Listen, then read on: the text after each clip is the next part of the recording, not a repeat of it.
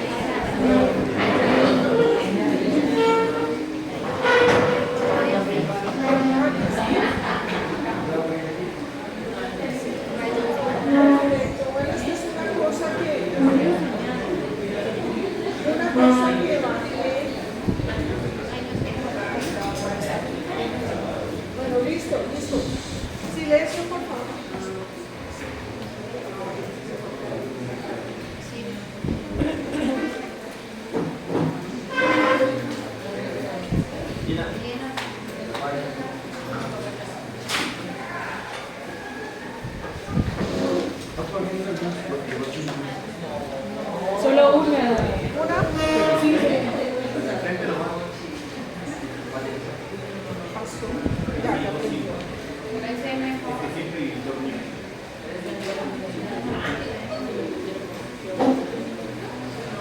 Sí.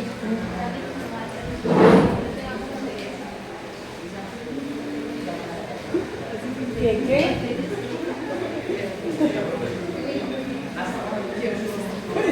Mira, está más cerca que ahora. Creo que sí.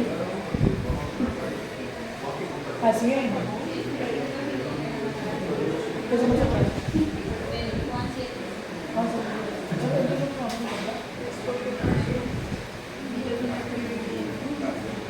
Por eso. O sea, tú solo le das.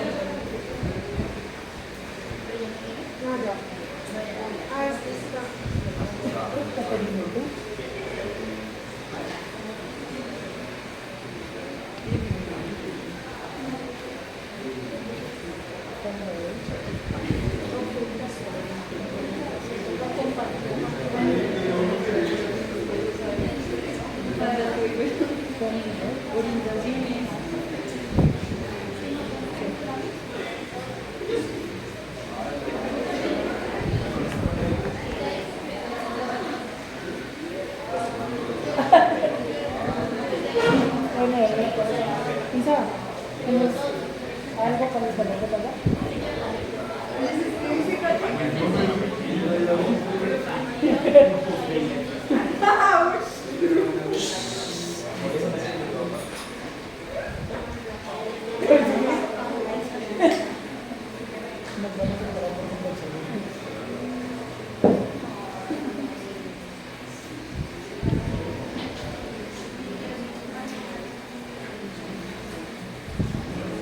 Qué rico el día.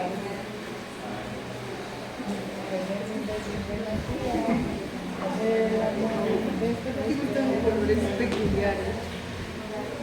¿Qué crees que es? El título, ¿no? El polo negro. No, el verde.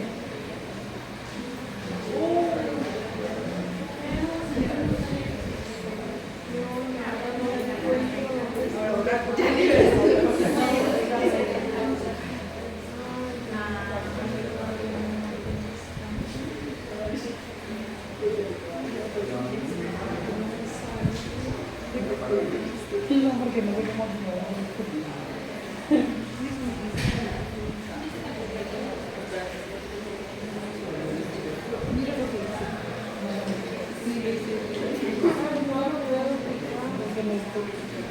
¿Cómo se llama? Mira eso.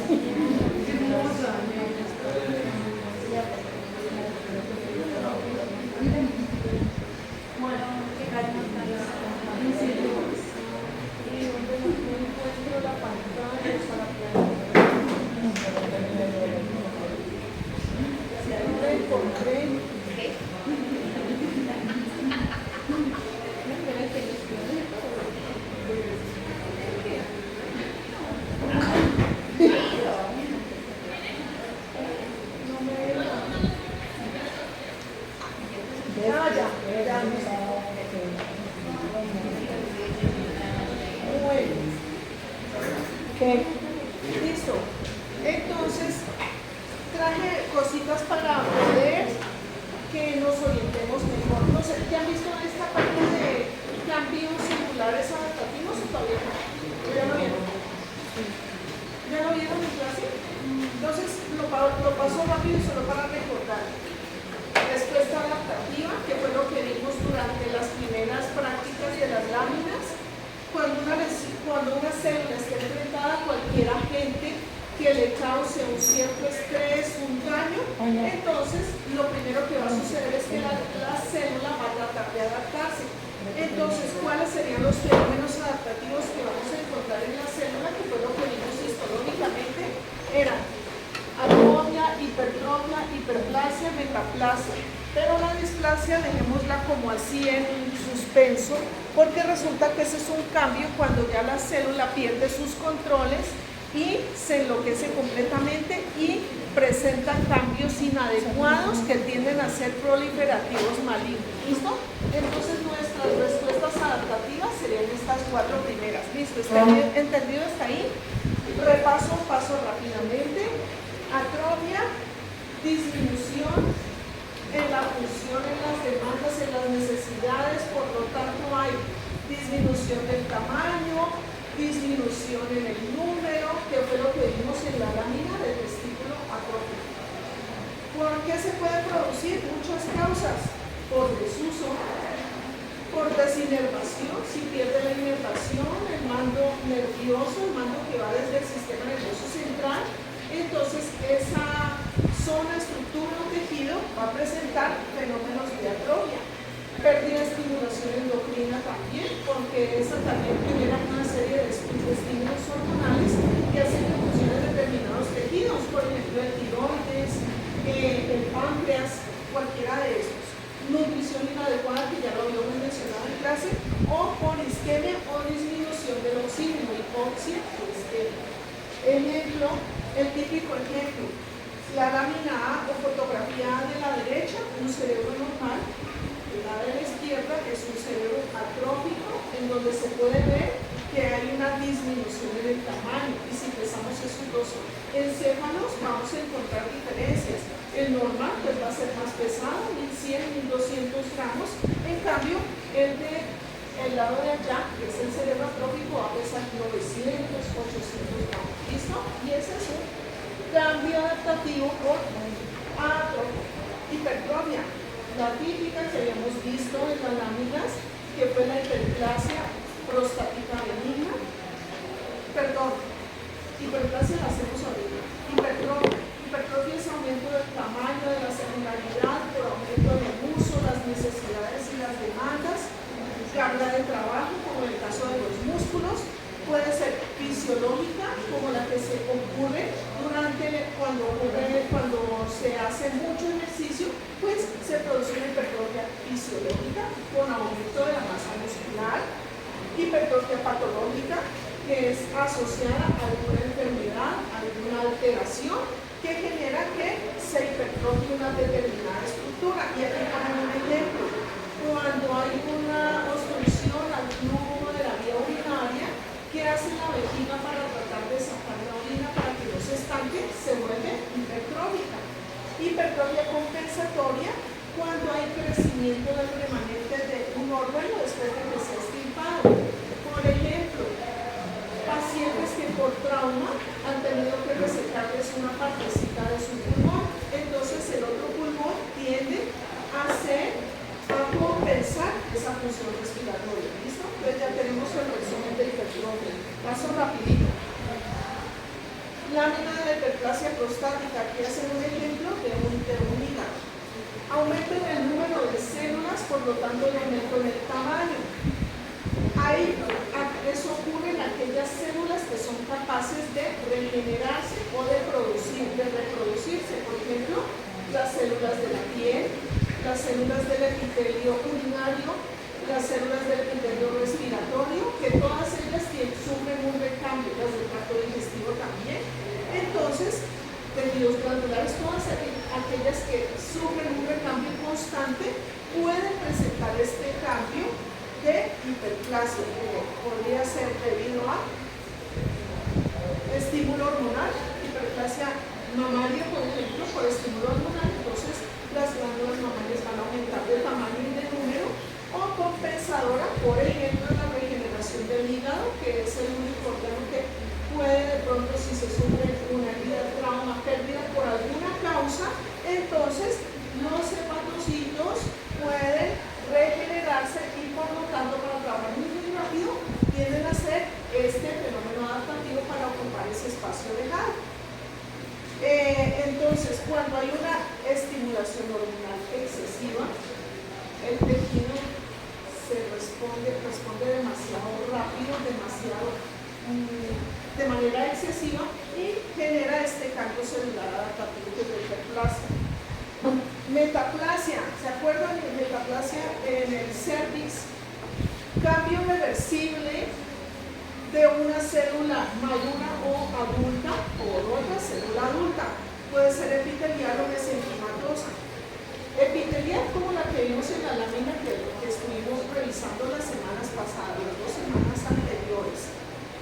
Entonces, es debido a algún estímulo que hace que se reemplace ese epitelio que no resiste, no es capaz de aguantarse ese estímulo, entonces le pide el favor al otro para que le ayude, para que pueda resistir mejor ese estímulo. Puede presentarse como respuesta a una irritación o inflamación crónica, como fue el caso de la lámina que vimos la semana pasada. Entonces hace que la sustitución de células del epitelio del endocervix sean reemplazadas por el epitelio escamoso. Eso se indica. Otro ejemplo, como ya habíamos visto en el taller, había unas zonas en donde había zonas de transición de los epitelios. Entonces aquí tenemos otro ejemplo, el esófago de Barrett, que es el reemplazo de epitelio escamoso por células cilíndricas. Aquí es al contrario del cervix.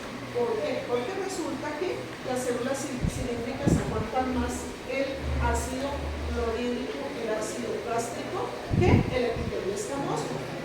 ¿Listo? Entonces se va a presentar aquí está la zona de transición normal, muy bien ubicadita, pero aquí vamos a encontrar unas manchitas mucho más oscuras con relación a la mucosa normal, porque se van sembrando islitas de epitelio cilíndrico que es más resistente. ¿Listo? Bueno, ya tenemos 2 ejemplos, entonces, la metaplasia del cervix y la metaplasia escamosa en cuello uterino. No nos metamos mucho en displasia. Cuando veamos neoplasia, ya les explico mejor esta parte. ¿Listo? Esta dejémosla ahí como en remojo. Bueno. Lesión celular, entonces pasemos rápidamente a la lesión celular, porque es que ya vamos a ingresar a uno de los agentes más frecuentemente causantes de daño celular.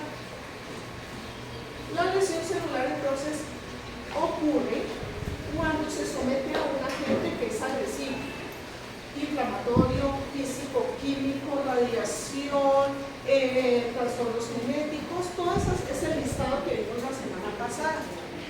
Aquí está anotado, causas nutricionales. Entonces, en un inicio las células se defienden y producen unos ciertos cambios que hasta cierto punto son reversibles. El problema es que si persisten estos agentes de daño celular, la lesión se torna irreversible, nos destruye la celulita y hasta ahí llegamos. Hay una lesión por muerte celular. No me voy a detener aquí, pero para que conozcan muchos agentes físicos. No, eso lo vamos a ver luego. Eso lo vamos a ver cuando ya veamos otros trastornos, ya lo vamos a ver con detención. Es solo para que se vayan familiarizando. Agentes físicos, heridas que son agentes físicos, radiaciones, eso ya lo vemos con detenimiento cuando ya nos toque ver esto, ¿listo? No se asusten. Hay agentes químicos que pueden causar muchos daños y además esto se los voy a compartir. Agentes biológicos, hipoxia, isquemia, infección, daños isquémicos, lesiones de vasos que no permiten que llegue adecuadamente el oxígeno hasta esos tejidos. Y entonces, todos esos agentes son muy dañinos. Si no retiramos esos agentes, es posible poder producir una lesión celular. ¿Cuáles son las vías de lesión celular? Creo que esto ya lo vieron o todavía no. Sí, ¿no? Entonces vamos a ir resumiendo porque ya vamos a entrar a la parte de inflamación. Daña las fuentes de energía, daña la maquinaria que está encargada de producir esas fuentes de energía o transformarlas, daña los canales que son encargados del transporte y que se activen esas células, daña por liberación de estas, es importante, esas especies reactivas del oxígeno. Miren que eso puede ser benéfico o dañino. Benéfico, como lo vamos a ver en la inflamación, porque resulta que si es una bacteria, un bichito por ahí que está causando daño a esa célula, la célula es muy inteligente y con colaboración de otras células liberan especies reactivas del oxígeno y como ustedes han escuchado muchos anuncios comerciales, el oxígeno activo blanquea todas las manchas en la ropa.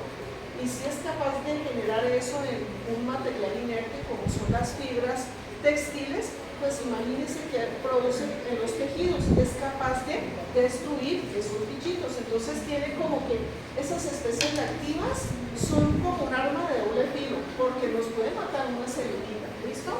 Defectos en la permeabilidad de membrana porque alteran las homeostasis del calcio y por lo tanto los canales del calcio, entonces la membrana comienza a sufrir mucho. Y por último, pero no menos importante, el daño del DNA y de las proteínas, sobre todo en aquellos agentes químicos y físicos. Esos son los mecanismos. Vamos hasta ahí, ¿no? Listo. Agentes nocivos, esas ya las comparto, y muerte celular. La muerte celular puede ser por un agente lesivo como los que acabamos de ver ahora, o por una muerte celular programada. La apoptosis es la muerte celular programada. ¿Y cuál es la diferencia entre una y otra? Que la apoptosis, ya la célula está programada y en su instructivo, dentro del material genético que está en el núcleo, ya tiene una fecha de caducidad, como si tuviera una fecha de vencimiento. Esa célula va a completar, por ejemplo, 8 a 12 días. Entonces esa celulita ya no debe permanecer más. Genera una serie de señales en las cuales la celulita va a comenzar a presentar cambios en su forma, en sus organelas, para que finalmente todas sus organelas se dispersen, se disgreguen y sean recicladas para utilizarlas para otras celulitas. ¿Listo? Mediante dos vías básicas que son la vía extrínseca y la vía intrínseca. Esto también se los voy a compartir para que sepan de dónde salió esto. yo creo que ya lo vieron, y muerte celular, pero de otras causas. Tenemos la necrosis. Esa no es una muerte celular programada, es una muerte incluso inesperada. Es una muerte generada por un agente que lesionó una celulita, o pues, en general es una lesión sobre el tejido, órgano, estructura, que hace que genere unos cambios tan graves, que la célula no sea capaz de sobrevivir a eso. Y tiene varios caminos. Por ejemplo, la necrosis de coagulación. ¿Se acuerdan de los agentes que los físicos, los químicos, la hipoxia, el estreno, todo eso?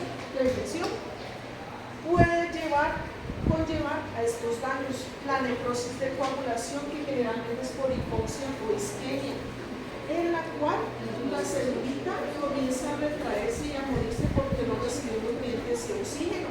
Entonces queda como un fantasmita. La célula la podemos reconocer, pero queda como un fantasmita. Entonces, por eso la podemos distinguir. Incluso voy a hacer el dibujo en la necrosis tubular aguda. Tenemos el túbulo por acá, el túbulo renal, con sus celulitas entre cúbicas y más o menos cilíndricas. ¿Se acuerdan? En el túbulo contorneado proximal y distal del riñón. Las tenemos muy vitales aquí, ¿cierto? Pero resulta que ese pobre riñoncito tuvo un cambio en donde no recibió suficiente oxígeno. Entonces, ¿qué pasó? Esas pobres celulitas presentaron unos cambios graves de necrosis coagulativa. Entonces vamos a tener como si esto fuera un fantasmita. Lo vamos a ver claramente en la estructura, pero no vemos los núcleos, porque murieron los núcleos, se perdieron las organelas. Necrosis coagulativa, ¿listo? Y el típico ejemplo es la necrosis tubular aguda. Necrosis por licuefacción. Entonces hay una digestión por actividad lisosomal endolítica intensa que licúa el tejido afectado. Podría ser, por ejemplo, la necrosis grasa pancreática, que come y libera esas enzimas corrosivas y nos destroza todo. ¿Y qué vamos a encontrar? Un masacote de residuos celulares. Entonces aquí está coagulativa o coagulativa. Esta es de licuefacción.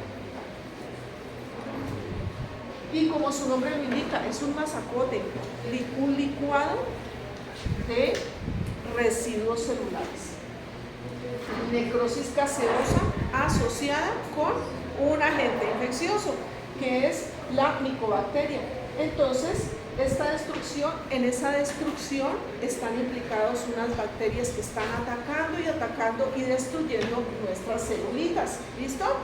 Y entonces nos va a generar un masacote horrendo, además con un aspecto blanquecino, lleno de un material como semi blando, como untuoso, pastoso, que corresponde al calcio, que es asqueroso, aunque no debería de compararse con comida, me parece asqueroso, pero así aparece ahí en los libros, como necrosis gaseosa, porque se parece a un queso o un calcio. ¿Listo? Entonces esta es otra forma. Vemos un pulmón generalmente atacado por ese bicho, la micobacteria, y encontramos aquí la lesión con una necrosis blanquecina, incluso a veces fétida por sobreinfección de otras bacterias, y que corresponde a la necrosis gaseosa. Tampoco no distinguimos nada. Ahí todo destrozado, ¿listo? La necrosis grasa afecta específicamente al tejido adiposo y es nuestra última lámina que vimos la semana pasada, una de las últimas, que es la de la pancreatitis. Y que acuérdense, no solo es exclusiva la necrosis grasa de la pancreatitis, sino también de traumatismo. ¿Listo? En donde distinguimos fantasmitas de células adiposas que en otras partes se ve el masacote. ¿Listo? Y ahí tenemos entonces necrosis grasa. Y ahí completamos todas las necrosis que estuvimos Nosotros realmente lo que vimos fue la necrosis grasa, pero estas serían las otras necrosis. ¿Quedó claro ahí? Listo. Formas de muerte celular.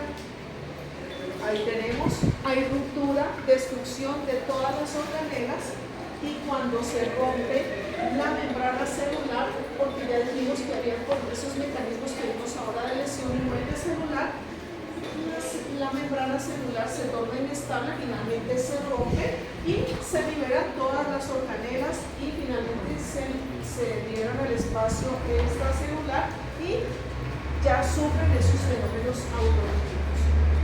Ejemplos de necrosis de coagulación, el infarto. La coagulación es cuando existe el infarto de hipoxia, isquemia. Eso lo vemos también en trastornos hemodinámicos, pero ya vamos viendo. Un riñoncito que no se le... Pero generalmente esto es por sección de la arteria renal.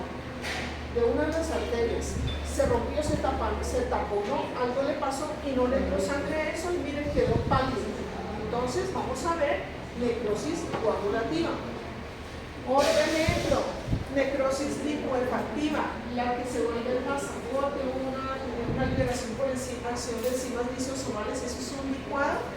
Vemos un pasaporte horrible, lleno de un material purulento que corresponde a células, residuos de células, pero no podemos reconocer nada. ¿Listo?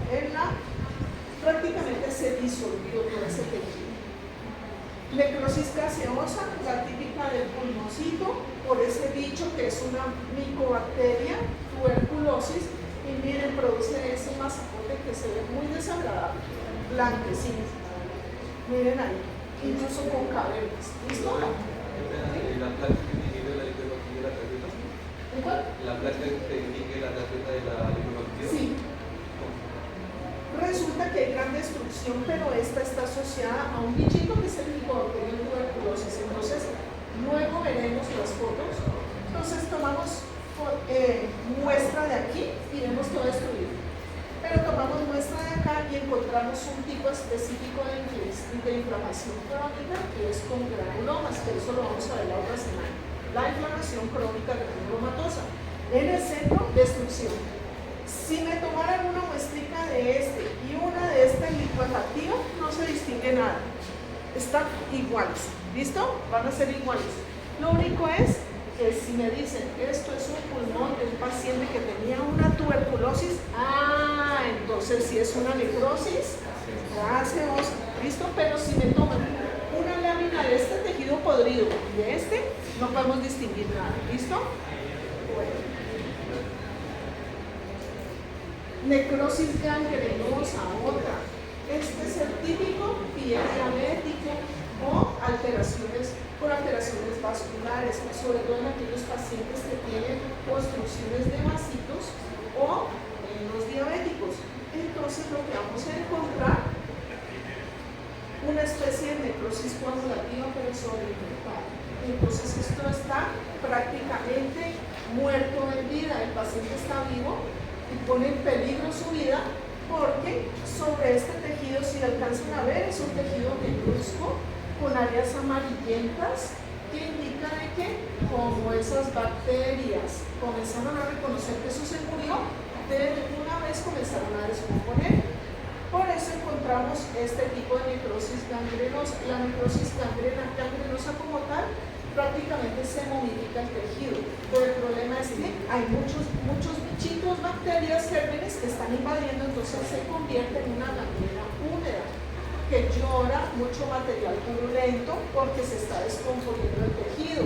Entonces este paciente hay que cortarle, hay que amputarle esa pierna. ¿Listo? Ese es otro tipo especial. Y la necrosis grasa, como la vemos macroscópicamente, esa laminita que vimos la semana pasada. Se ven estos punticos amarillos, que son los que veíamos como rosaditos, que son los de saponificación. Y esa es la típica necrosis grasa. Mire hizo una pancreatitis y se desparramó por toda la cavidad abdominal y le llegó al mesenterio. Y mire que hizo una necrosis grasa del mesenterio. ¿Listo? ¿Qué más tengo aquí? No hay más. Bueno, nos vamos ahora sí con... nos metemos entonces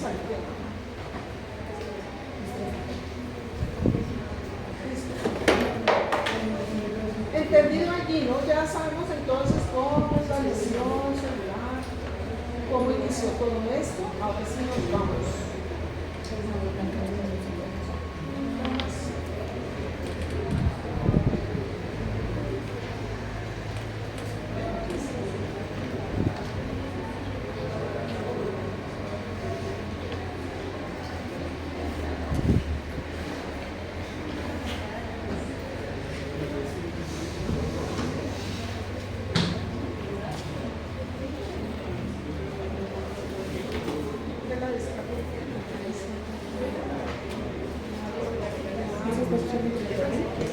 Sí.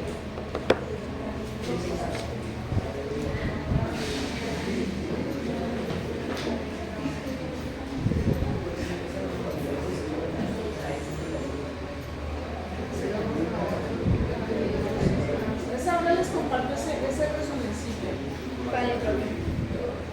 Bueno, así nos vamos con esta.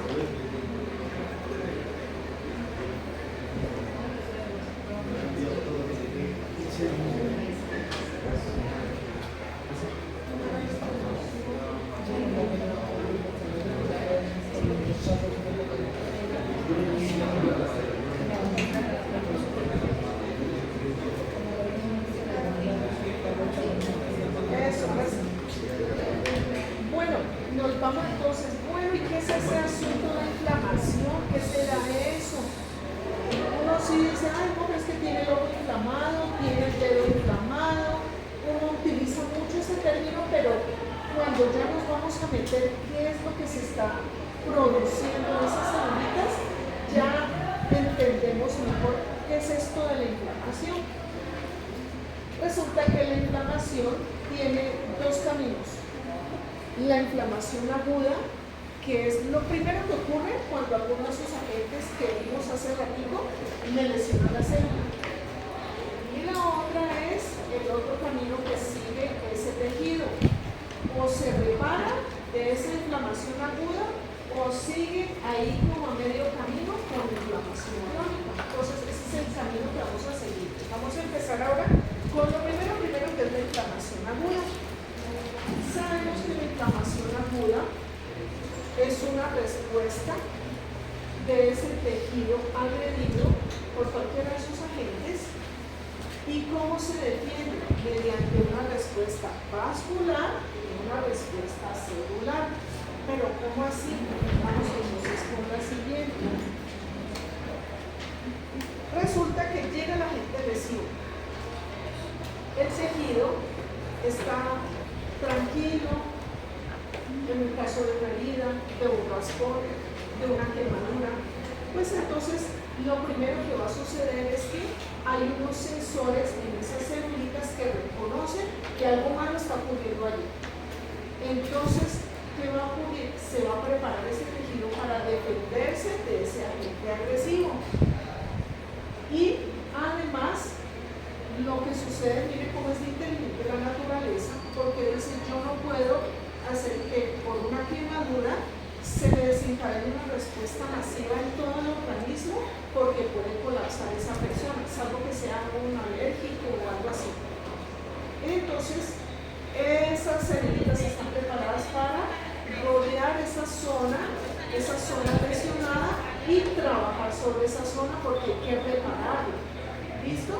Entonces, luego de que controla todos los daños de primera como si fuera un incendio y llegan los bomberos y tratan de apagar ese fuego, pero luego tienen que venir a asegurarse de que el fuego no vuelva en una casa que se quemó. Entonces los bomberos apagan todo y dicen, no, necesitamos ver dónde salió el foco. Listo, definieron, no, es que era un escape de gas, ya cerraron la llave de gas, controlaron todo y quedó un desastre. Entonces luego vienen otros empleados, otras personas, recogen todo ese mugrero y dicen, vamos a reconstruir. Lo mismo ocurre con un tejido. Entonces, hay un reconocimiento, unas células apagaincendios que reconocen ese daño y lo atacan y lo controlan. Y luego, cuando ellas van acabando su trabajo, van llamando, por favor, señoritas células, me vienen a barrer todo este mugrero y vamos a comenzar a cerrar y a reparar. ¿Listo? En eso consiste entonces en esta primera fase. Entonces, la inflamación tiene una finalidad, es un fenómeno de respuesta natural, como lo dije anteriormente, celular y vascular. Pero entonces, las células apagaincendios tienen que venir de alguna forma, porque ellas no están en el tejido lesionado, no viven allí, están en otra parte. Entonces, las células que están allí lesionadas, oiga, necesito ayuda, mandan por teléfono, es decir, por los vasos sanguíneos, mandan la razón y llaman a otras células, colaboren, sí, ya vamos para allá. ¿Y cómo van? Por los vasos sanguíneos. Pero los vasos sanguíneos tienen que también prepararse, porque si no hacen un tampón de leucocitos, entonces no pueden pasar y llegar hasta el punto y se nos hacen unos trobos y no dejan hacer nada. Entonces preparan. Todo es una respuesta muy, muy concertada y muy coordinada para que lleguen hasta el punto. ¿Listo?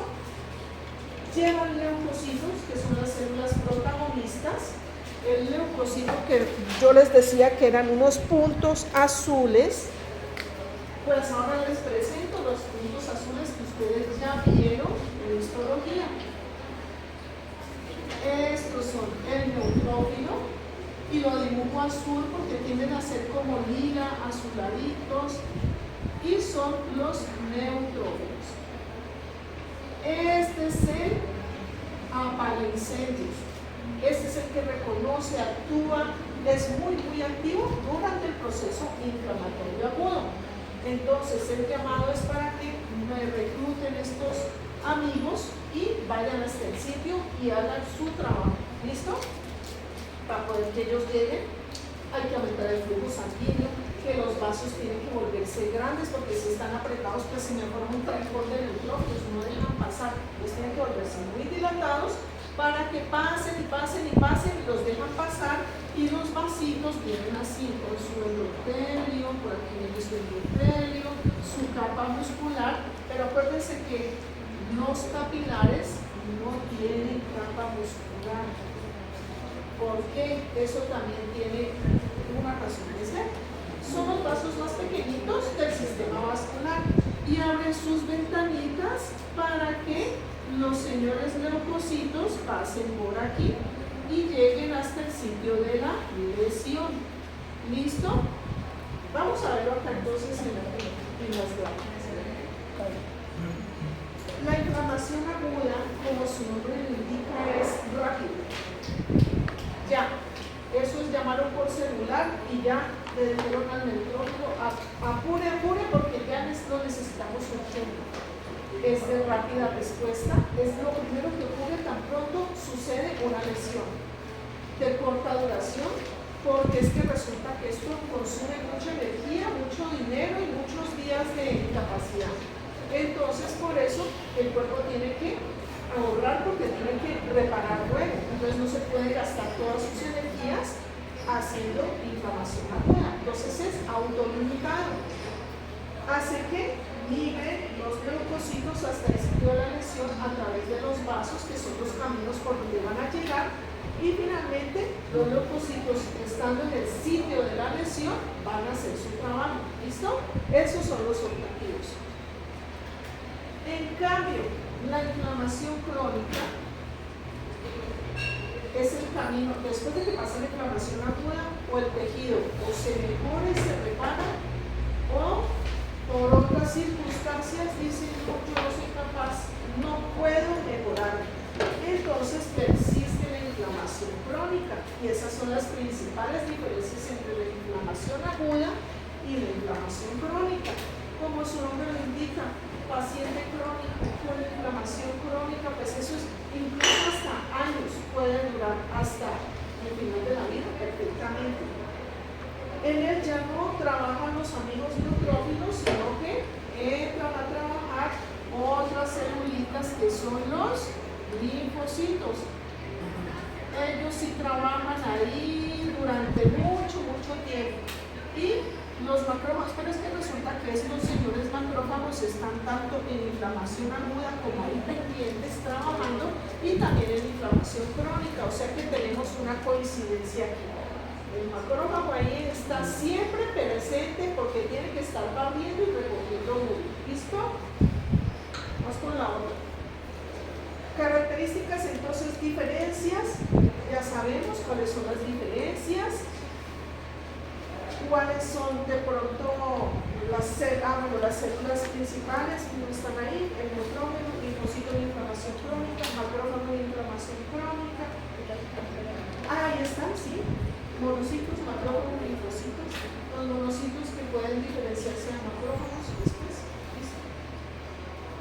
Las características, lo que puede ocurrir en cada uno y los síntomas locales sistémicos. Cuando una persona, un paciente que nos llega, por ejemplo, con una faringoamigdalitis, llega con fiebre, escalofrío, mucho decaimiento, tiene unos síntomas sistémicos pero muy marcados, que lo obliga incluso hasta consultar al médico, porque son bastante expresivos esos síntomas. ¿Listo? Porque la inflamación aguda está en su anatómica, trabajando gracias a la acción de estas células, y otras que también van a intervenir. En cambio, la inflamación crónica, de pronto dolorcito en la zona afectada, pero puede seguir y incluso el paciente se acostumbra a ese dolor lento, muy leve, casi que soterrado por allá, entonces se acostumbra. ¿Listo?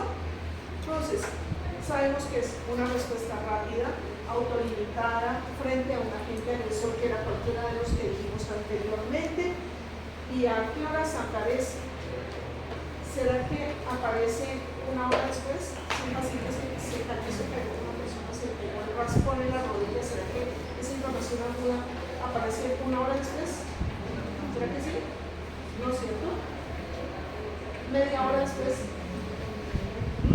Es inmediata. Apenas ocurre, ya comienza todo el proceso. Incluso en segundos, minutos, ya comienza la respuesta. ¿Listo? ¿Qué va a ocurrir? Vamos para la siguiente. Hablamos la semana pasada de que se presentaba con un hinchazón que dijimos vulgarmente, uy, tiene hinchado el pie porque se acaba de golpear. Eso realmente en términos ya más técnicos, porque vamos a hablar en términos más médicos, presenta edema. Ocurre entonces, ocurre todo esto por acción de todos estos agentes. Ya, pasamos entonces a la primera parte. Ocurrió la lesión. Hay dilatación de esos pequeños vasitos capilares, los cuales, como ya dijimos, son células endoteliales que se separan, primero se abren para dejar pasar los alimentos endógenos que ya los mandaron a llamar. Pero entonces, ahorita ya vamos a meternos. ¿Quién los llamó? Correcto. Va a haber un incremento de la permeabilidad de esos capilares, se separan y forman unas ventanitas para que deben trabajar, pasar a los neutrófilos. Hay migración y acumulación y activación de leucocitos por quimiotaxis y diapéresis. Vamos a desglosar todos esos pasos. Viene la señora Espina, se cortó, se chuzó con un clavo. Hubo una lesión en la piel en este caso. Y vemos ahí la espina, bueno, ese chuzo ahí me generó una lesión, me rompió ahí y resulta que aquí en la piel tenemos unos sensores, unas cámaras de seguridad que son las células dendríticas que están echando ojo y van reconociendo. Vamos bien, bien. Ojo, acabó de entrar un chuzo y ellas se ponen en alerta. Y ahí mismo esas células van a reconocer este material como extraño. Como cuando una persona se va a chuzar o se va a raspar en la calle, uno toma la precaución de esterilizar el sitio y de esterilizar el clavo, pues obviamente ese clavo va a venir bien lleno de gérmenes. Entonces va a ser la puerta de entrada de muchos gérmenes, muchos bichitos, y estos también son reconocidos por esas células que son las sensoras que están en la piel. ¿Listo? Entonces ellas se van a activar. Acuérdense que esas células sensoras también tienen la capacidad de fagocitar, sino que ellas están únicamente trabajando como cámaras de seguridad, pero cuando se ofrece la oportunidad, ellas se transforman. ¿Listo? las células no reconocen las que están aquí metidas aquí en medio, esas células basales en la piel, esas células comienzan a reconocer y dicen, oiga, aquí me entraron unas cosas que a mí me parecen que son como unas bacterias. Entonces le mandan la señal a las celulitas que están ahí en la piel, que son habitantes normales, que generalmente son macrófagos, habitantes usuales que son muy poquiticos dentro de la dermis, por debajo de la epidermis, ¿listo? La célula dendrítica que está acá le mandan la señal mediante la liberación, ella reconoce el bicho, come y pega algunos elementos de la bacteria y comienza a analizar. Los pega y dice, no estoy haciendo un análisis, eso es una bacteria, eso es un coco, un estafilococo, y le da la señal al macrófago que está por ahí. Están los macrófagos ahí como, y nosotros qué hacemos acá, y resulta que la célula le dice, mosca, aquí hay unas bacterias, y estas también se activan. Como le mandaron la señal y la reconoció, estas también dicen, bueno, listo, tengo bacterias, voy a comenzar a estudiarlas y a tratar de acabarlas. Pero con el chuzo no entraron 10, entraron 200 bacterias. Esas bacterias se multiplican rapidísimo. Entonces, los 4 macrófagos que habían habitantes ahí en la dermis son insuficientes. Entonces, ¿qué sucede? Llegan los mastocitos que están como 2 o 3 mastocitos junto con esos 4 macrófagos y se activan también y liberan histamina. Y entonces ahí sí se soltó la alarma. Código azul. No, pongámonos en alerta, mandemos entonces esta histamina se libera junto con esas aminas vasoactivas, se liberan, se escurren por esa matriz extracelular y llegan hasta la pared de los vasitos para activar estas células endoteliales. Esto llega hasta la sangre, hasta el torrente circulatorio y se va directo a donde se producen los neutrófilos, o sea, la médula ósea. Hasta allá llega la señal de celular y le dice la médula ósea, por favor, necesito unos 300 o 400 neutrófilos para que me colaboren con los 4 o 5 que habían allá en el sitio donde entró el chuzo. ¿Sí me entienden? Y llegan acá. Mientras eso, como una herida también, se dañaron algunos, alcanzaron a rozar algunos, a rasgar algunos capilares y una hemorragia.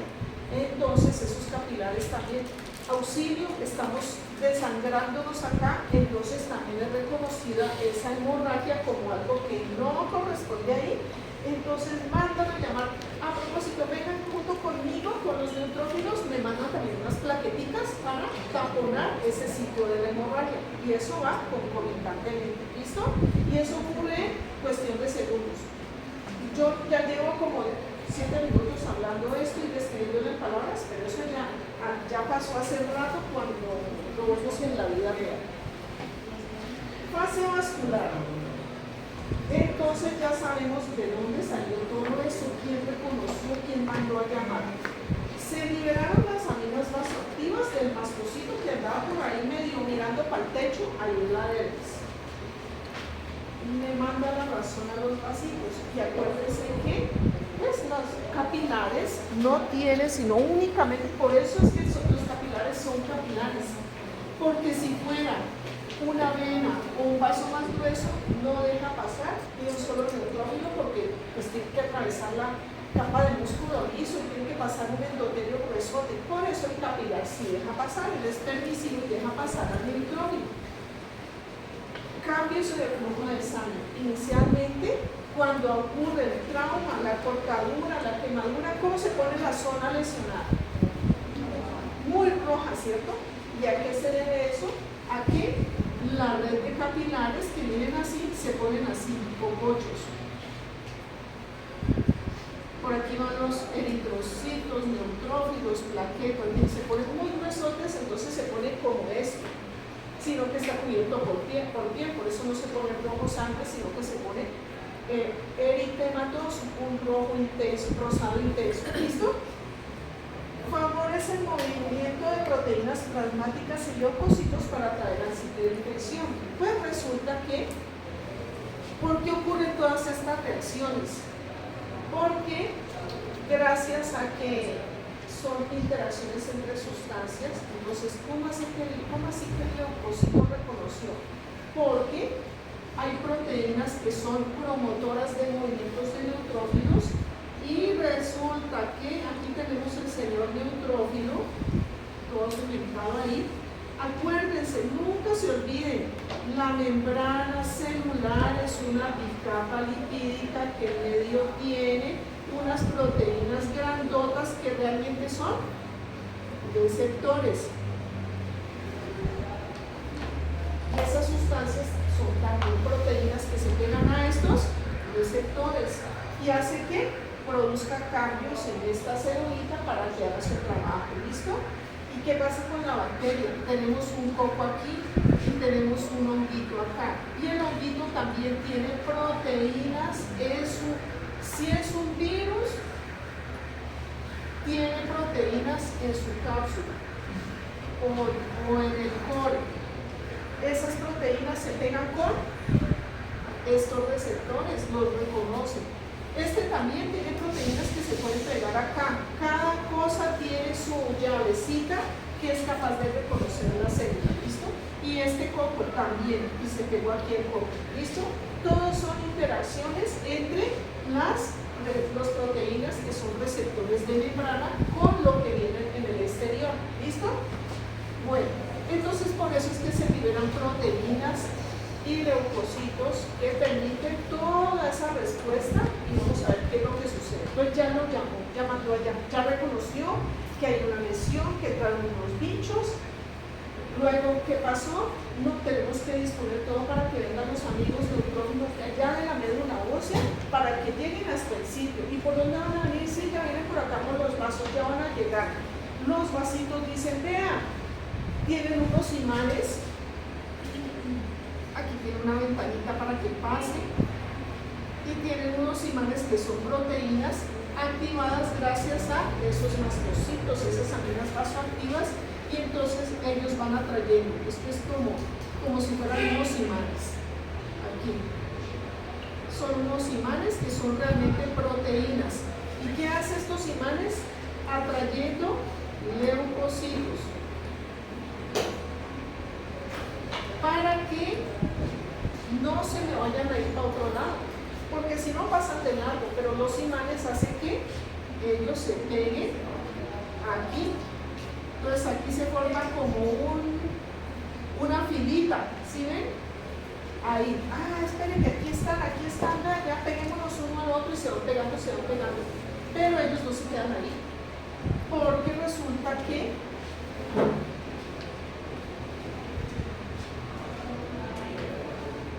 bueno, ahora hablamos de desodar.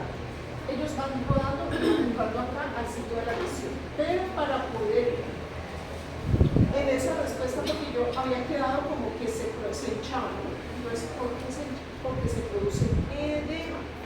Como hay lesión celular, hay destrucción de células, algunas de ellas liberan todo ese material, todos esos residuos celulares al espacio extracelular. Además, hay un incremento de la permeabilidad. Resulta que ese incremento de la permeabilidad es separar esas células endoteliales del capilar para dejar pasar estas células, pero resulta que en ese paso también se nos alcanzan a pasar eritrocitos, plaquetas, y nos cambia como la presión entre el tejido lesionado y lo que aparece en el vaso, entonces se nos escapa como que trata de chupar agua. Y ese es el responsable de la generación de edema en el tejido lesionado. ¿Listo? ¿Sí se entiende ahí por qué se produjo? Vuelvo y repito. Vaso capilar, lo voy a hacer grandote aquí. Se vuelve ancho y por eso se vuelve eritematoso, porque se vuelve pococho de eritrocitos. Bueno, dejémosle aquí tapadito porque la cortada fue aquí. Dejo pasar sangre, o sea, los elementos de la sangre, los neutrófilos, pero también deja pasar agua, que es uno de los componentes de la sangre. Comienza absorber por aquí. ¿Listo?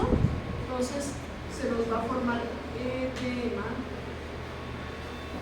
que no es más que líquido acumulado en el espacio extracelular, porque dejó pasar por aquí plaquetas, eritrocitos, neutrófilos y sangre.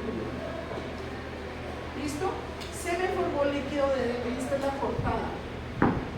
Ahí está eso se puso con eritema y además aumento de tamaño, edema, que es otro de los signos inflamatorios. ¿Listo? Ahora, ya sabemos entonces por qué se formó el edema, por cambios en la permeabilidad de los vasos capilares. ¿Listo?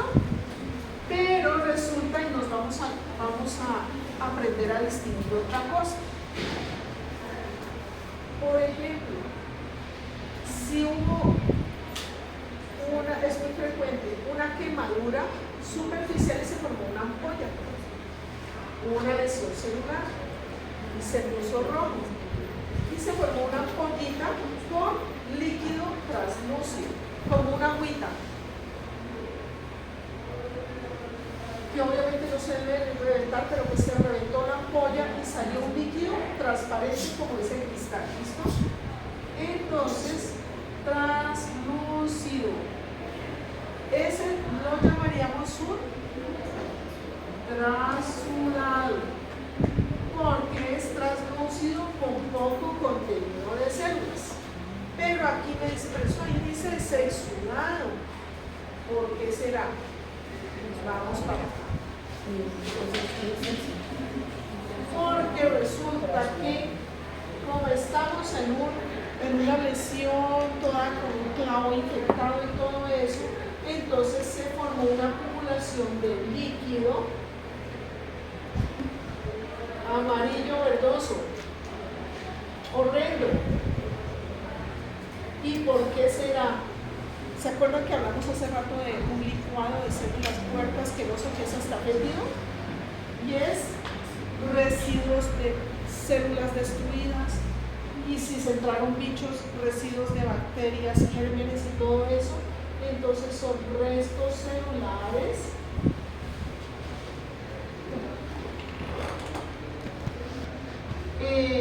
restos de gérmenes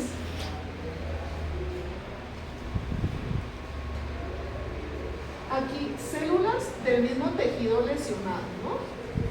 Pero resulta que en esa lucha los amigos neutrófilos también dan la vida para salvar este tejido. Por eso se me formó ese líquido amarillo verdoso. Restos de gérmenes, macrófagos, bueno, toda esta mezcla, los tejidos, eso me va a formar entonces un líquido que si lo ponemos a contraluz va a ser totalmente turbio. ¿Y qué es la diferencia? Pues que tiene residuos celulares, las células se destruyeron, liberaron muchos de los componentes, entonces vamos a tener proteínas, vamos a tener, como hay salidas de elementos de la sangre, entonces van a encontrarse estos otros elementos, disminución de la glucosa, porque acuérdense que estamos frente a un proceso inflamatorio que gasta mucha energía, entonces consumió toda la glucosa, porque es así, venga para acá, las mismas bacterias vengan, que yo necesito también esa glucosa y se la están peleando los neutrófilos, los macrófagos se pelean esa glucosa, por eso está bajita, pero tenemos mucho residuo celular, proteínas, aumento del VDH. ¿Listo? Y ese entonces es el famoso exudado. Líquido translúcido, transudado. Transudado. Líquido turbio, amarillo, verdoso, turbio, puerco, maloliente, exudado. ¿Listo? ¿Cómo? No, es para poder que lo distingan. Generalmente estos líquidos vienen con sobreinfección y tienen una fetidez. Entonces, ¿por qué? Porque hay descomposición de muchas bacterias y muchas células. ¿Listo? Igual. ¿Qué más sabemos? ¿Qué más decimos de acá? Bueno, entonces por eso, y como hay una lucha, hay mucha liberación de también residuos y elementos formes e informes de estas células del tejido. ¿Listo? Ya saben entonces la diferencia. Si yo les pregunto a un paciente, se le encontró un taponamiento cardíaco y se llevó a cirugía para hacer una ventana pericárdica y se encontró un líquido de color rojizo dentro de la cavidad pericárdica, aproximadamente 250 cc, rojizo. ¿Qué tipo de líquido sería? ¿Trasudado o exudado? Trasudado. Y es rojizo turbio. Exudado. Exudado. ¿Y cuál sería el primer componente? Pues si uno dice si es rojizo, Sangre. es sangre. Probablemente es una ruptura del vaso, una herida del miocardio o algo así. Entonces encontramos un exudado. ¿Listo? ¿Quedó claro, no? Bueno. Otro. Paciente que se encuentra con un derrame pleural y tenía un trauma toracoabdominal y se encontraron aproximadamente 400 cc de líquido translúcido amarillento. Exudado. ¿Exudado o trasudado? Entonces ahí, ¿cuál es la? Ay, que tengo dudas ahí, no sé. Entonces ahí, ¿qué le pedimos? Porque como queda la duda, porque es translúcido pero amarillento. No sé, ahí sí me entra la duda, ¿cierto?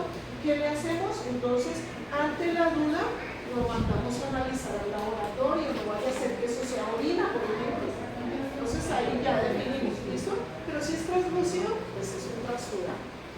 Listo. Y aquí está la otra. Trasudado, líquido extravascular de bajo contenido de proteínas, de material celular, muy baja densidad, no dicho casi no tiene nada, y es transparente. ¿Listo? ¿Entendido allí? Ahora les comparto esta presentación. ¿Por qué se produce ese líquido, esa acumulación de líquido? Porque hay cambios en la presión entre el espacio extracelular y entre el espacio intersticial sería este, y este sería el vasito. Pero resulta que, acuérdense que como estamos frente a un proceso inflamatorio, las ventanitas de los capilares están así abiertas. Entonces me deja pasar mucho.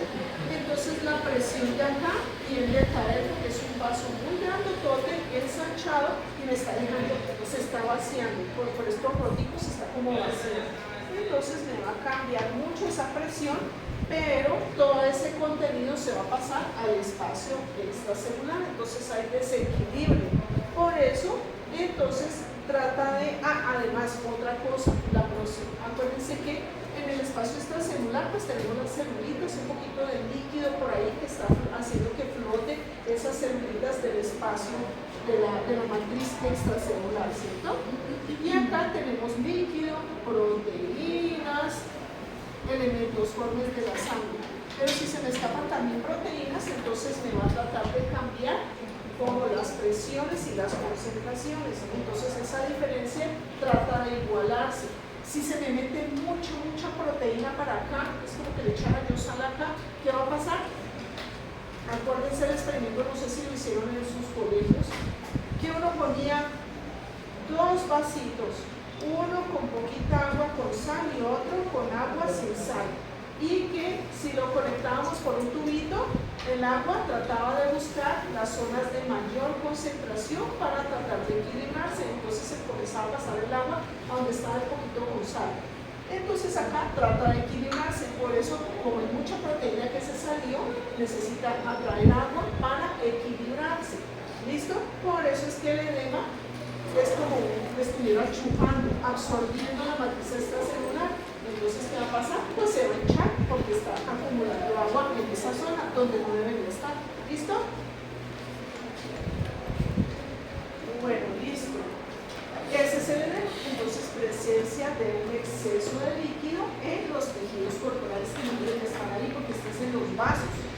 ¿Y eso a qué obedece?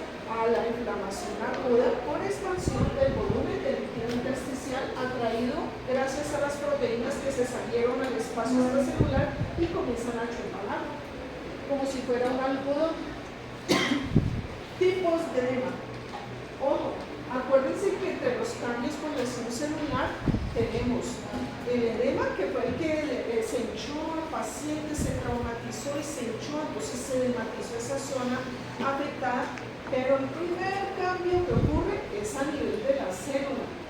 Y se acuerdan de los mecanismos de lesión celular, que habían alteraciones en esos canalitos, en el calcio, entonces lo primero que se va a edematizar es la misma celulita. Entonces vamos a encontrar edema intracelular por acción de un agente lesivo.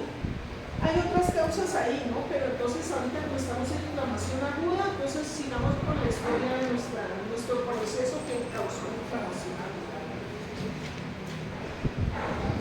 Listo. Incremento la presión capilar, aumento la moda. Ese es el mecanismo, que es lo mismo que estamos repitiendo ahora. Ahorita les comparto esta, por el claro, no se preocupen. Ejemplos de edema, y una vez metámonos en los edemas. Entonces ya sabemos que se acabó de golpear la rodilla, se puso la rodilla así, se puso muy roja, y ya sabemos por qué se puso muy roja. Eritematosa, que se en términos médicos, y edematizada. Además, mucho dolor y no puede mover la rodilla porque se acabó de golpear. ¿Listo? Ejemplos de edema. Edema local, como el pacientico que se acabó de golpear la rodilla y se edematizó, localizado solo en la rodilla. Pero también hay edema generalizado, que es el que conocemos como Akasaka. Estos son localizados. Puede ser en una determinada zona, un determinado órgano. Y aquí vemos ejemplos para que ya vayan, porque de otros semestres les toca hacer también examinar y aprender a distinguir y todo. Entonces, miren, este paciente tiene los pies muy edematizados, posiblemente por un edema generalizado. En cambio, en la foto a la izquierda, lo que vemos es que una pierna está bien, pero la otra no, porque está con cambios en el diámetro de la pierna. O sea que tiene un edema localizado o generalizado. Localizado en una sola pierna. ¿Listo? Otro ejemplo de edema cerebral, y solo está limitado al cerebro, o sea que sería un edema, ahí dice, localizado, porque solo es en el cerebro. Edema pulmonar, edema localizado, porque solo está limitado al pulmón. ¿Listo? Y esa acumulación de líquido de los pequeños. Miren un paciente con un edema generalizado.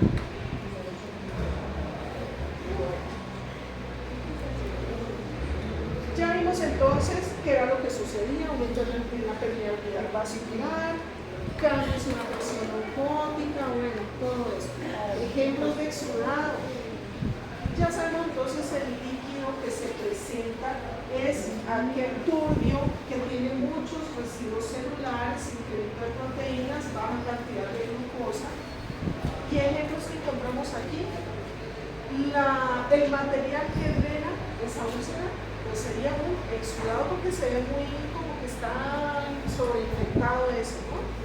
Vemos esa placa blanquecina que está adherida en el paladar blando, que si se le hace el estudio vamos a ver que es un exudado porque tiene muchos residuos de bacterias, de células. Un absceso, pues es un exudado. Este es un derrame fibrinoso, tiene mucha fibrina, muchos detritos o residuos celulares que corresponde también a un exudado. El ejemplo de la ampollita. Miren, entonces la ampolla, esta persona se quemó, se le formó una ampolla y ahorita se reventó y salió un líquido translúcido.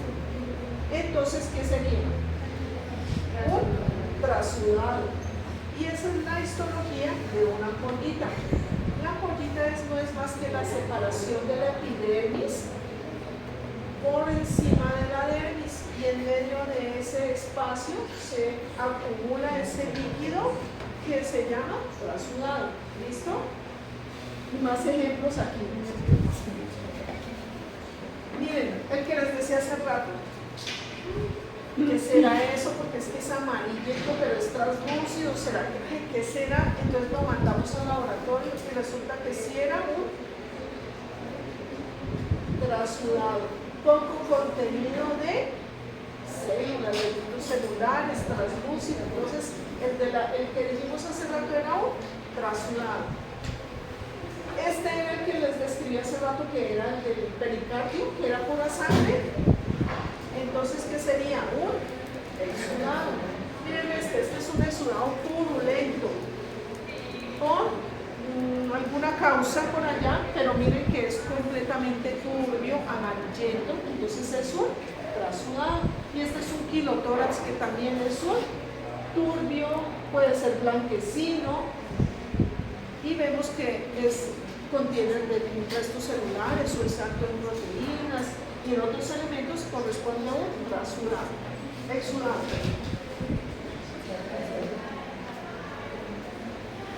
Listo.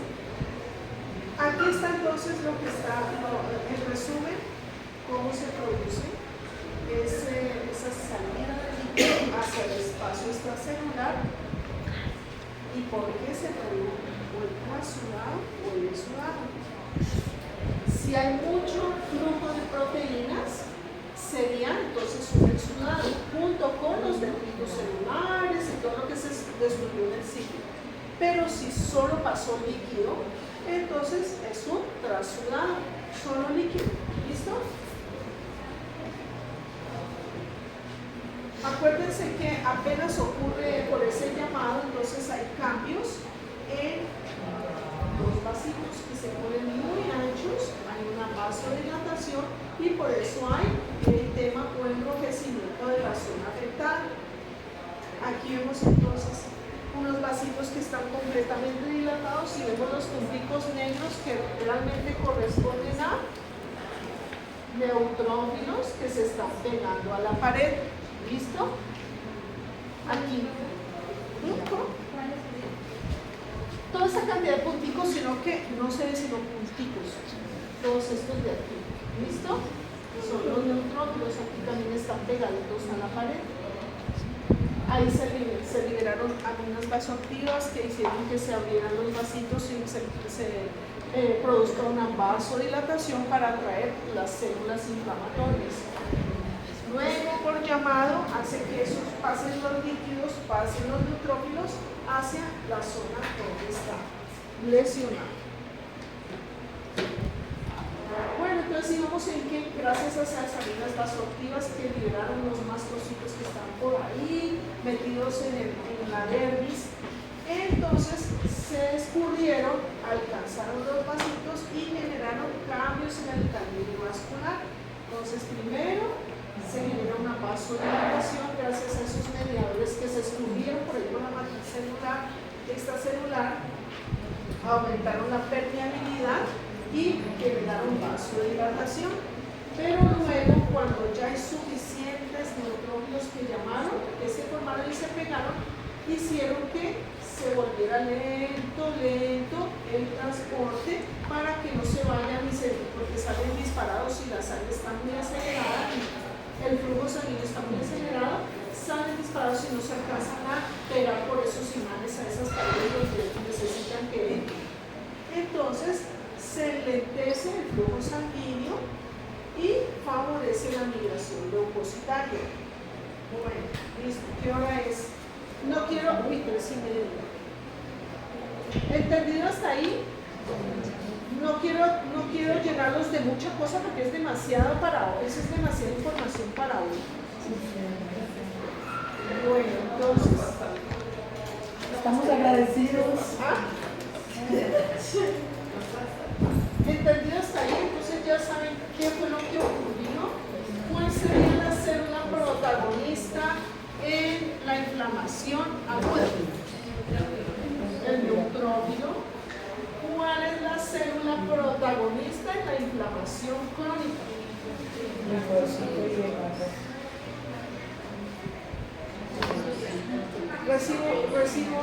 Escucho respuestas. Macrófagos y Macrófago. linfocitos. inflamación aguda, vamos a ver, aguda, crónica. Protagonista, ¿qué me dijeron de acá de la inflamación aguda? O neutrocito, le pueden decir también. Listo. Protagonista de inflamación crónica. Entonces, por aquí tú me dijiste que uno era el macrófago y cuál otro. Y linfocito. Muy bien. Diferencia entre inflamación aguda e inflamación crónica. Inmediata, muy bien. Entonces esto es rápido. Y en inflamación crónica, insidioso. Y su nombre lo indica, ¿no? Insidioso, largo. Listo, otra pregunta.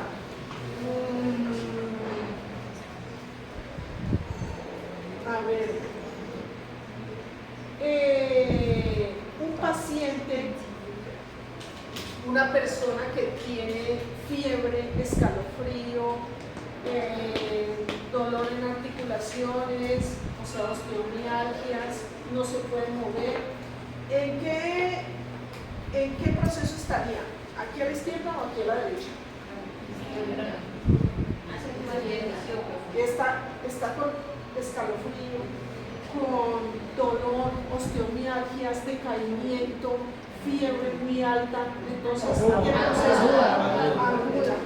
Muy bien, entonces es una respuesta sistémica. Listo. A ver. Cuando ¿qué otra pregunta hago?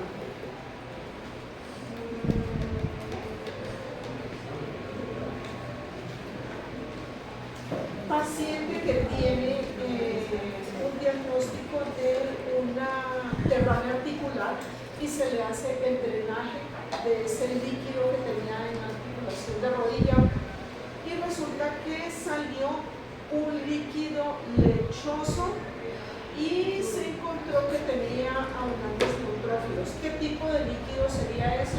¿Qué proceso inflamatorio tendría? Exudado. Muy bien. Porque hay neutrófilos. Y es un proceso agudo. Listo.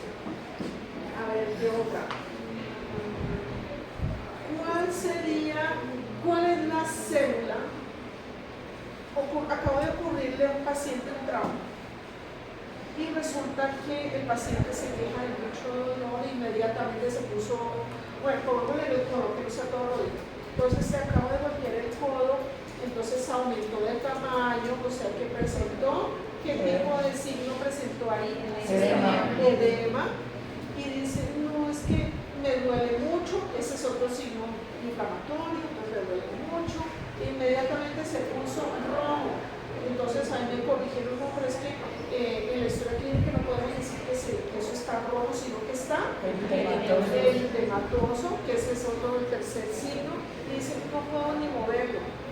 Cuarto elemento, no puede mover incapacidad funcional, ya tenemos los cuatro. Listo, entonces este paciente resulta que se tomó, no avancemos tanto. ¿Cuál sería la, bueno, entonces está con dolor de incapacidad funcional, está con su inflamación, su proceso inflamatorio agudo?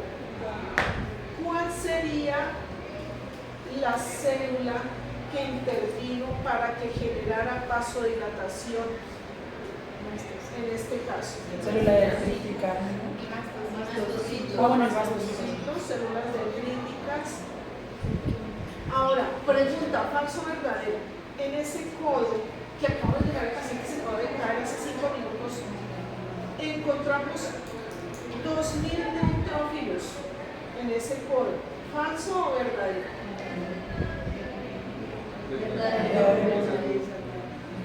¿Por qué? Sustente la respuesta. ¿Cuál sería el diagnóstico primero que todo? Ya habíamos dicho, ¿no? Que era una inflamación. entonces, y yo digo, falso o verdadero, tiene 4.000 neutrófilos en el codo que se acabó de ahí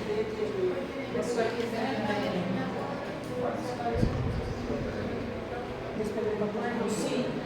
¿Y qué otra cosa?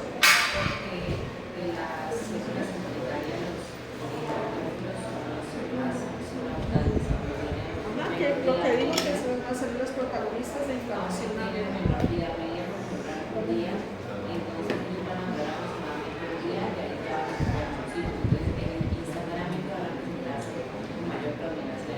Entonces, pero yo digo, no, a mí no me parece. Pero entonces ustedes le siguen diciendo, sí, pero ¿por qué? ¿Por qué sí? Y yo digo, no, eso no puede ser, es que es imposible que ocurra eso. Entonces, ¿ustedes qué me van a decir? Que si hay 4.000 leucocitos ahí en ese codo que acabó de caerse hacía 5 minutos. Porque eso la serían las células de la respuesta inmediata y pues también aumentan debido a la infección. Puede que nuestro organismo sea una bacteria o no. Puede en caso de atletismo. O sea que, entonces sí, estamos de acuerdo, sí era verdad que habían 4.000 leucocitos. Veo que todavía están. ¿Qué acabaste de cuenta? Dile fuerte a tus compañeros. Que porque son las células de la respuesta inmediata debido al microorganismo que entra. Bueno, puede ser que acabó de ocurrir un trauma, el trauma era penetrante, entonces había una respuesta aguda, pero dijiste otra cosa. ¿Ah? Respuesta rápida. Porque si dijeran, no, es que habían 10 linfocitos, entonces ahí puedo decir que es inflamación aguda. No, era inflamación crónica. Pero es una, ¿y cuál era la diferencia entre aguda y crónica? Rápidamente, a diferencia de la inflamación crónica. ¿Y será que ese paciente tiene 4.000 leucocitos en 2 horas? ¿En media hora? ¿En 10 minutos? ¿En 5 minutos?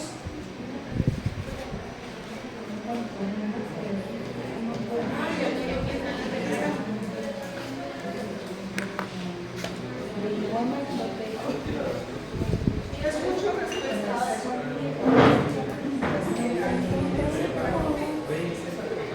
Es que eso es lo que pregunto.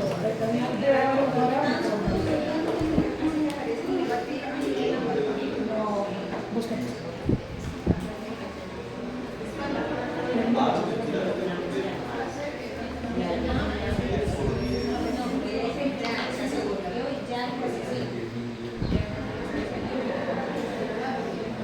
Pero es que ya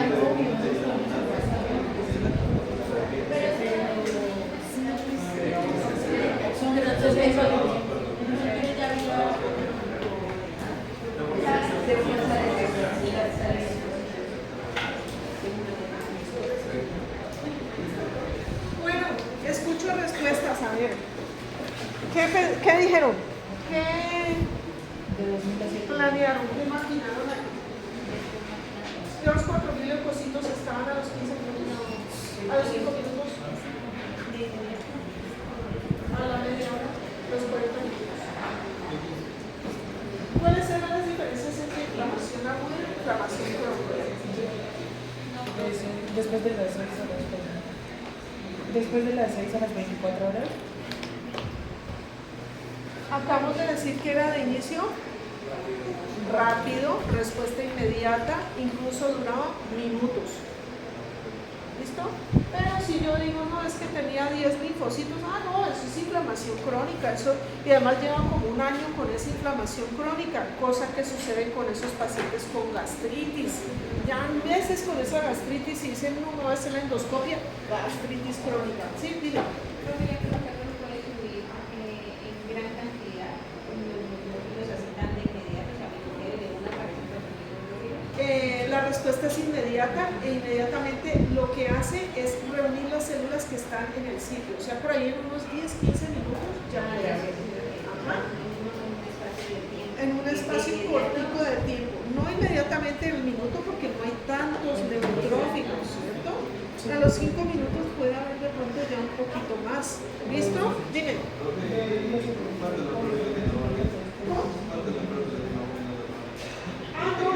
No estoy diciendo en números, pero realmente no es incontable. Esto salen muchísimos planos.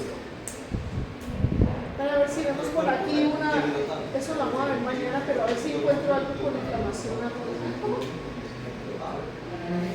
No estamos diciendo un número, pero es por decir un número para ver a ver si encuentro una foto con muchos neutrófilos por aquí, no tengo fotos con neutrófilos. Miren, aquí hay muchos neutrófilos, ¿sí ven? Y si me pongo a contar ahí, yo creo que hay unos 50, 60 neutrófilos, miren que son muchos. Y esto es un proceso inflamatorio agudo en el cual ya hay cambios y el vasito está muy lleno de sangre, o sea que está dilatado y está llamando los neutrófilos. Pero no, dejémoslo ahí porque mañana continuará, ¿listo? Pero miren, hay muchos. Y eso ya recién ha pasado. Por ahí llevo unos 5, menos de 10 minutos y miren esta respuesta que se generó, ¿listo? Entonces para que vean la diferencia. Entonces hay muchos neutrófilos.